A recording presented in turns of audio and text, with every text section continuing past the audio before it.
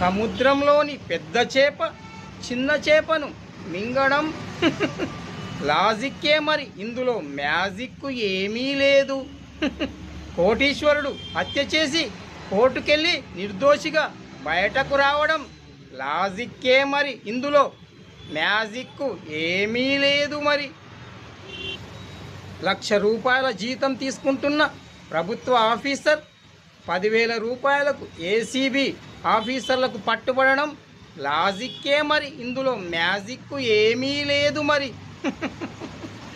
ప్రేమించిన ప్రియుడు ప్రేయసిని మోసం చేసి ప్రెగ్నెన్సీ చేసి చివరకు పెళ్లి చేసుకోను అని చెప్పి ప్రెగ్నెన్సీ తీయించుకోవడానికి డబ్బులు ఇవ్వడం లాజిక్కే మరి. ఇందులో మ్యాజిక్ ఏమీ లేదు అని మీరందరూ కూడా తెలుసుకోవాలి ఈ నిత్య సత్యాలు.